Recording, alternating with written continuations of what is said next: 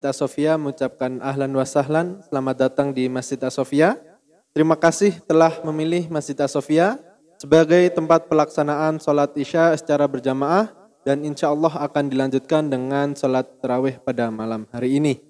Sebelum pemateri kultum Ramadan naik ke atas mimbar, ada beberapa pengumuman yang ingin kami sampaikan. Akan tetapi sebelumnya kami himbau kepada para jamaah sekalian, dimohon untuk senantiasa menaati dan melaksanakan protokol kesehatan pencegahan COVID-19 selama di area Masjid As-Sofia. Dan bagi jamaah yang membawa alat komunikasi, mohon bantuannya untuk mensilenkan atau menonaktifkan alat komunikasinya demi kekhusyuan sholat berjamaah kita. Dan bagi jamaah yang di depannya terdapat keropak, mohon bantuannya untuk menjalankannya. Dan juga kami sampaikan kepada para jamaah sekalian, bagi jamaah yang ingin menyalurkan atau menunaikan zakat, infak, sodakoh, bisa melalui Masjid As-Sofia dengan cara menghubungi kami atau datang ke kantor sekretariat DKM Masjid As-Sofia. Dan bagi jamaah yang ingin berkontribusi dalam pengadaan program buka puasa selama bulan suci Ramadan, bisa menghubungi kami atau datang ke kantor sekretariat DKM Masjid As-Sofia. Dan juga kami himbau kepada para jamaah sekalian, bagi jamaah yang membawa barang bawaan, dimohon untuk menyimpan atau meletakkan barang bawaannya di tempat yang terjangkau atau yang lebih aman, menghindari hal-hal yang tidak diinginkan.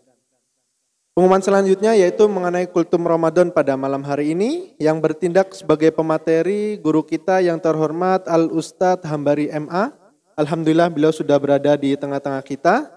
Dan yang bertindak sebagai imam yang terhormat Al-Ustadz Juma Saputra LCMA. Dan untuk jumlah keropak pada malam kemarin sebesar Rp634.000. Semoga amal infak sodako para jamaah sekalian diterima oleh Allah Subhanahu wa Ta'ala, dilipat gandakan rezekinya serta diberi kesehatan selalu. Amin Allahumma amin. Dan mohon maaf ada pemberitahuan dari pihak keamanan. Dengan mobil plat nomor B1883TZO, mohon bantuannya untuk merapikan parkirnya. Mungkin itu saja yang dapat kami sampaikan, kurang dan lebihnya mohon maaf.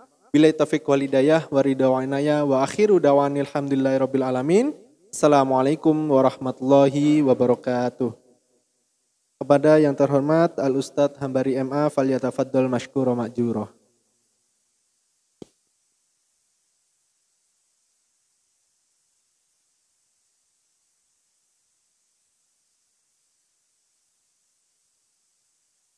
Bismillahirrahmanirrahim. Bismillahirrahmanirrahim. Assalamualaikum warahmatullahi wabarakatuh. Alhamdulillah wassalatu wassalamu ala Rasulillah. Asyhadu an la ilaha illallah wahdahu la syarikalah wa asyhadu anna Muhammadan abduhu wa rasuluhu la nabiyya ba'dah. Amma ba'd. Para jamaah, para hadirin rahimakumullah. Di antara predikat yang melekat kepada umat Islam adalah umat wasata, yaitu umat pertengahan. Umat pertengahan adalah umat yang seimbang, umat yang mencintai keadilan, mencintai keharmonisan, mencintai kedamaian, dan mencintai kebaikan. Sebagaimana digambarkan oleh Allah Subhanahu wa Ta'ala dalam surah Al-Baqarah ayat 143. A'udzubillahi minasyaitonirrajim. Wa kadzalika ja'alnakum ummatan wasata litakunu syuhada'a 'alan nasi wa yakunar rasulu 'alaikum syahida.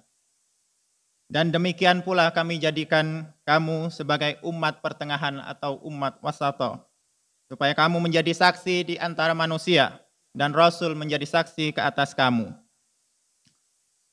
Predikat umatan wasata merupakan gelaran yang sangat mulia diberikan oleh Allah Subhanahu wa Ta'ala, menggambarkan umat Islam adalah umat yang terbaik, sebagaimana disebutkan juga kuntum khaira ummatin, kamu adalah sebaik-baik umat.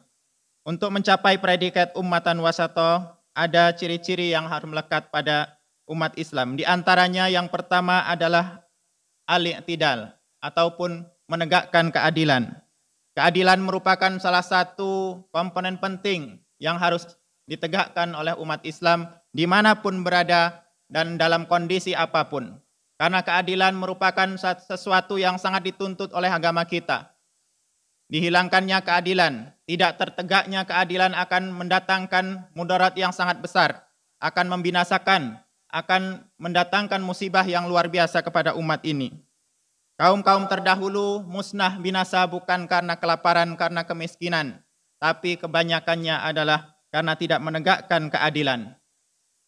Di dalam Al-Quran disebutkan, bahkan khatib setiap Jumat selalu membaca ayat ini dalam surah An-Nahl ayat 90. A'udzubillahi minasyaitonirrajim. Innallaha ya'muru bil adli wal ihsan wa ita'i dzil qurba wa yanha 'anil fahsya'i wal munkar wal bagh ya'izukum la'allakum tazakkarun. Sesungguhnya Allah menyuruh kamu untuk berlaku adil dan berbuat kebajikan dan memberi kepada kerabat. Dan Allah juga melarang kamu untuk melakukan perbuatan keji dan kemungkaran dan permusuhan. Dalam ayat yang lain juga disebutkan dalam surah Al-Maidah ayat 8. A'udzubillahi minasyaitonirrajim. Ya ayyuhallazina amanu kunu qawwamina lillahi syuhada'a bil qist wa la yajrimannakum syana'anu qaumin ala alla ta'dilu. I'dilu huwa aqrabu littaqwa. Wahai orang-orang yang beriman, hendaklah kamu menjadi orang-orang yang selalu menegakkan kebenaran karena Allah.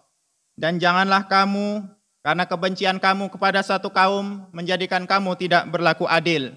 Karena keadilan itu dekat kepada ketakwaan kepada Allah Subhanahu wa Ta'ala. Melalui ayat tersebut kita bisa mengambil iktibar bahwasanya keadilan itu sangat dituntut oleh kita semua. Pada posisi apapun, dalam jabatan apapun, kita harus menegakkan keadilan. Bahkan terhadap orang-orang yang sekiranya kita kurang sukai, kepada kelompok-kelompok yang bukan golongan kita misalnya, bukan dekat dengan kita, tapi keadilan tetap harus ditegakkan. Tidak boleh ditinggalkan sedikit pun, karena akan mendatangkan mudarat. Dan Allah Subhanahu wa Ta'ala telah memberikan ancaman yang besar bagi orang yang tidak menegakkan keadilan. Berikutnya adalah sifat tasamuh. Tasamuh yaitu toleransi. Umat Islam sangat dituntut untuk memiliki sifat toleransi, berlapang dada terhadap perbedaan-perbedaan.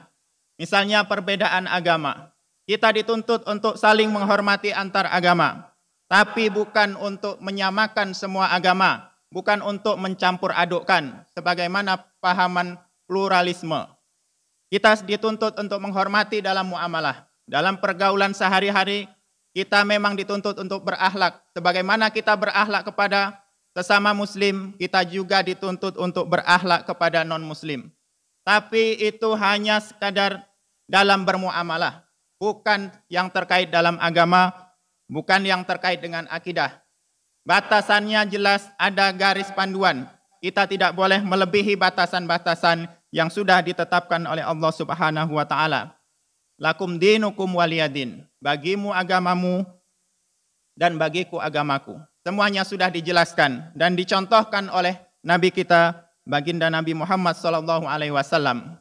Kalau kita membaca sirah, melihat bahwa Rasulullah SAW secara muamalah memiliki pergaulan yang baik kepada kaum non-muslim ataupun kafir.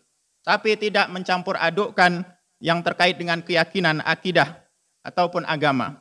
Hal ini harus tegas bagi kita, supaya keharmonisan tetap dijunjung, tetapi tidak melanggar aturan-aturan agama atau syariat yang sudah digambarkan. Ciri yang ketiga adalah syura, ataupun bermusyawarah.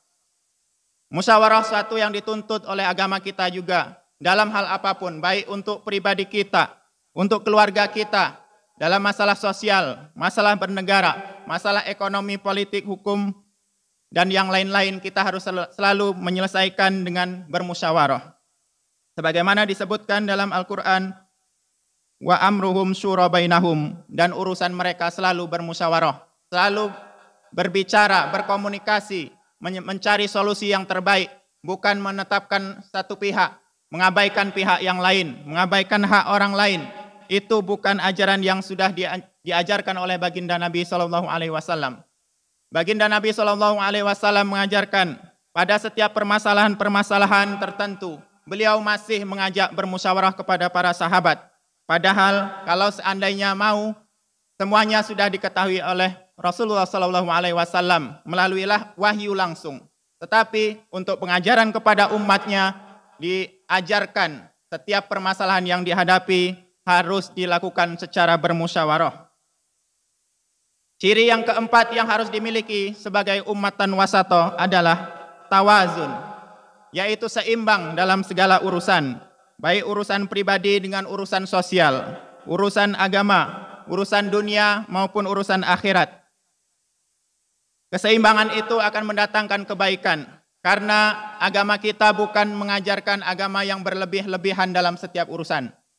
Semuanya ada takarannya, ada timbangannya yang sesuai, sehingga semuanya yang dituntut oleh Allah Subhanahu wa taala bisa kita lakukan sebaik-baiknya tanpa mengabaikan atau meninggalkan hal-hal yang lain. Misalnya hanya mengutamakan kehidupan dunia tapi meninggalkan urusan akhirat, atau hanya fokus mengejar akhirat tapi abai terhadap urusan dunia. Yang berlebih-lebihan terhadap urusan itu bukan ajaran agama kita. Agama kita harus seimbang. Kita berdoa, Rabbana atina fid dunya hasanah wa fil akhirati hasanah. Kita meminta kebaikan untuk di dunia, juga kita meminta kebaikan untuk akhirat. Bukan meninggalkan salah satunya. Sebagaimana dalam Al-Quran, Allah menyatakan, wabtagi fima ataqallahu daral akhirah wa la tansa nasibaka minad dunya. Dan carilah olehmu kepentingan akhirat, tapi jangan sekali-sekali meninggalkan urusan dunia. Jadi segalanya harus seimbang. Kita cari semaksimal mungkin untuk urusan dunia, tapi juga semaksimal mungkin kita mencari bekalan untuk akhirat. Itulah ciri ummatan wasato yang harus dimiliki. Ciri yang kelima adalah al-islah, yaitu selalu berusaha untuk memperbaiki dalam semua sendi kehidupan, baik kehidupan pribadi, keluarga, bermasyarakat, berbangsa, dan bernegara. Kita selalu berusaha untuk menjadi lebih baik lagi. Hari ini lebih baik dari hari kemarin, hari esok lebih baik dari hari ini. Itulah yang selalu dituntut oleh agama kita. Sehingga setiap waktu kita akan berusaha untuk meningkatkan kualitas dan kuantitas keimanan kita kepada Allah Subhanahu wa taala. Ketakwaan kita kepada Allah Subhanahu wa taala harus selalu kita evaluasi dan selalu kita tingkatkan. Jangan sampai mengendor, jangan sampai melemah, tapi harus selalu kita tingkatkan. Melalui pengajian-pengajian, melalui berkumpul bersama orang-orang soleh merupakan salah satu di antara cara-cara supaya kita menjadi selalu lebih baik lagi. Meningkat motivasi kita dalam beribadah, meningkat motivasi kita dalam selalu beramal soleh. Karena begitu kita melihat saudara kita melakukan amal kebaikan apapun akan selalu memotivasi diri kita untuk bisa ikut melakukan hal yang sama. Melihat saudara kita membaca Al-Quran, kita menjadi termotivasi membaca Al-Quran. Melihat saudara kita berinfak, kita termotivasi juga berinfak dan amal-amal yang lain. Oleh karena itu, sebagai muslim yang baik, sebagai ummatan wasato, harus selalu berusaha meningkatkan kualitas keimanan, ketakwaan, kualitas diri pribadi setiap waktu tanpa melengahkan, tanpa meninggalkan sesaat pun waktu untuk hal yang sia-sia, hal-hal yang laku. Demikian sifat-sifat yang harus dimiliki oleh setiap diri kita supaya gelaran atau predikat ummatan wasato itu melekat pada umat Islam. Kita menyadari bahwa umat Islam di dunia ini jumlahnya sekarang ini mayoritas ataupun jumlahnya sangat besar, kalaupun tidak mayoritas jumlahnya sangat besar. Tapi kewujudannya itu kadang-kadang kurang dianggap oleh umat-umat yang lain. Karena keistimewaan yang ada dalam umat ini belum dimunculkan secara maksimal.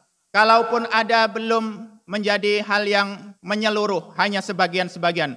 Oleh sebab itu, momentum Ramadan kali ini kita jadikan kita bersama-sama umat Islam untuk meningkatkan kualitas kita, masing-masing pribadi kita bersama-sama, kemudian secara berjamaah di setiap tempat, di setiap penjuru dunia, insya Allah Kalau kita sadari dengan sebaik-baiknya, maka ummatan wasata itu akan terwujud, kemudian kita akan menjadi umat yang akan mendapatkan pertolongan Allah Subhanahu wa taala dan menjadi umat-umat yang sukses di dunia maupun di akhirat. Wallahu a'lam.